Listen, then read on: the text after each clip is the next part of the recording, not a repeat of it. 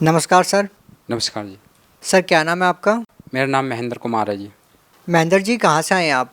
मैं फरीदाबाद करुणा नगर से आया हूँ जी। संत रामपाल जी महाराज की शरण में आने से पहले आप क्या भक्ति साधना करते थे? संत रामपाल जी महाराज जी की शरण में आने से पहले विशेष हम श्री कृष्ण जी भगवान की पूजा किया करते थे और मंगलवार के दिन हनुमान जी को प्रसाद चढ़ाया करते थे। सर ये सब जो पूजा आप करते थे इनका क्या आधार था? क्या आपने कोई गुरु बना रखा था?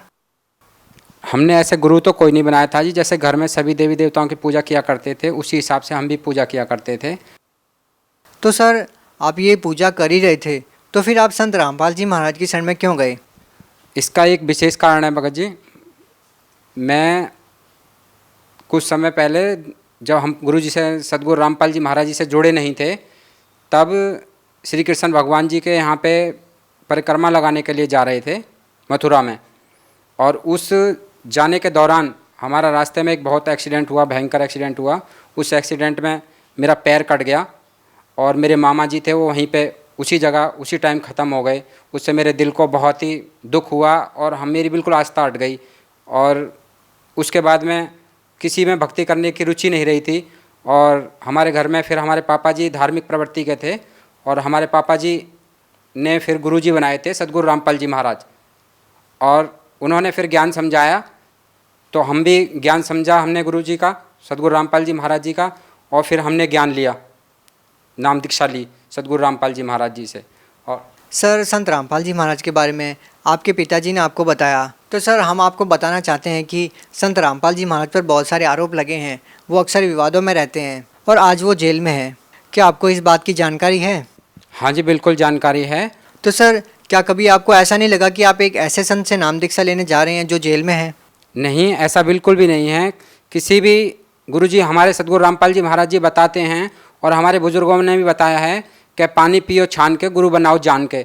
और हमने गुरुजी के ज्ञान को, सदगुरु रामपाल जी महाराज जी के ज्ञान को समझ के उनको गुरु बनाया है, ना कि किसी के कहने से हमने उनको गुरु बनाया है। तो सर संत रामपाल जी महाराज से नाम दीक्षा लेने के बाद आपको क्या लाभ मिले?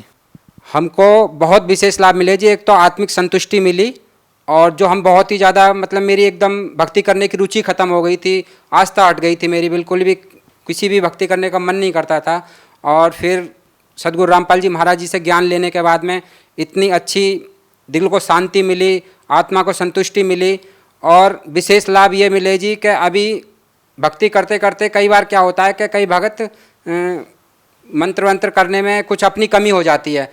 परमात्मा कहते हैं कि सतगुरु के दरबार में कमी काई की नाए, हंसा मोज न पावता चूक चाकरी माए। तो अपनी कमी की वजह से कई बार भक्तों के ऊपर कुछ परेशानी आ जाती है। तो उसी का कुछ परिणाम मेरे साथ हुआ कि मैं बीमार हो गया। मेरा पैर जो कटा हुआ था उसमें एक रॉड पड़ी हुई थी और वो रॉड उसमें पस पड़ गया। तब मैंने डॉक्टर से दवाई कराई तो डॉक्टर ने कहा कि भाई आपको तो इसमें बोन टीबी हो गई है, हड्डी की टीबी हो गई है। तब हमने डॉक्टर से कहा तो अब क्या होगा?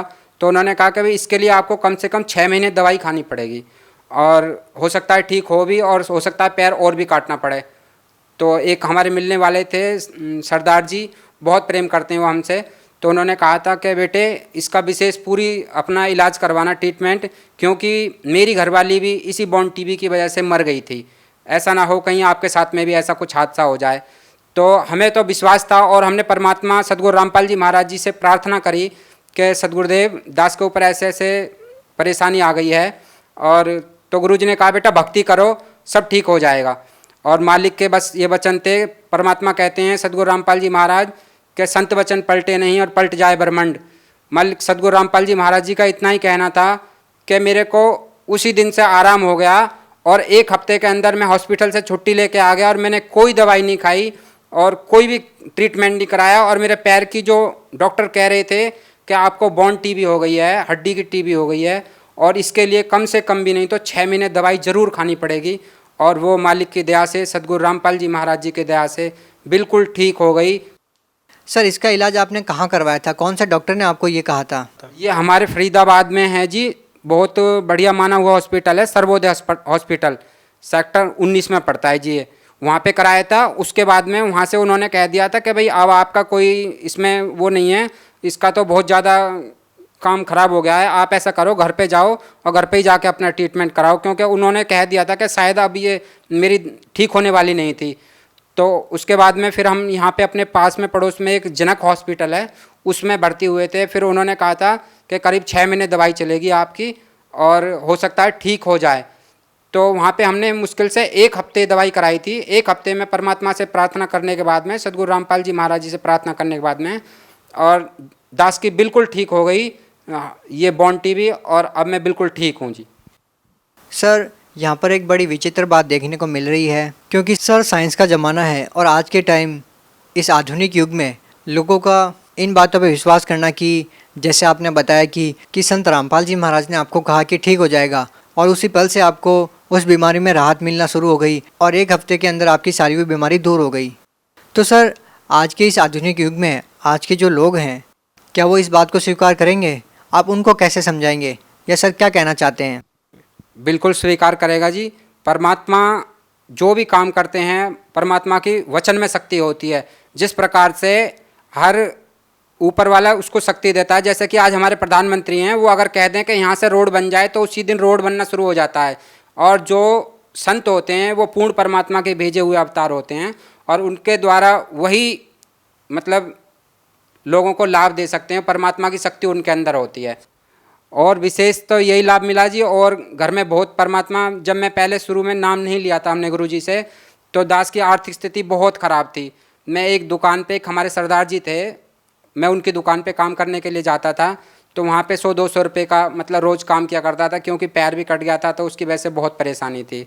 और मालिक से नाम लेने के बाद में परमात्मा ने इतनी दया करी, उसी साल जिस साल मैंने नाम लिया था परमात्मा से, 6 महीने बाद मैंने अपनी एक दुकान खोली टेलर की, और आज मालिक की दया से बहुत बढ़िया काम है दुकान पे, बहुत बढ़िया काम चलता है परमात्मा की दया से, और मेरी आर्थिक स्थिति भी बहुत बढ़िया है मालिक की दया। भगत समाज को क्या संदेश देना चाहते हैं? मैं भगत समाज को यही संदेश देना चाहूँगा जी कि परमात्मा, पूर्ण परमात्मा सदगुरु रामपाल जी महाराज जी आए हुए हैं, और सभी लोगों से प्रार्थना है कि एक बार परमात्मा के ज्ञान को समझें। मालिक कहते हैं कि जाति न पूछो संत की, पूछ लीजिए ज्ञान, मोल करो तलवार का, पड़ी रहने दो म्यान। सर बहुत से ऐसे श्रद्धालु हैं जो संत रामपाल जी महाराज से नाम दीक्षा लेना चाहते हैं, लेकिन उनके सामने समस्या ये है कि संत रामपाल जी महाराज अभी जेल में हैं। तो सर वो संत रामपाल जी महाराज से नाम दीक्षा कैसे ले सकते हैं?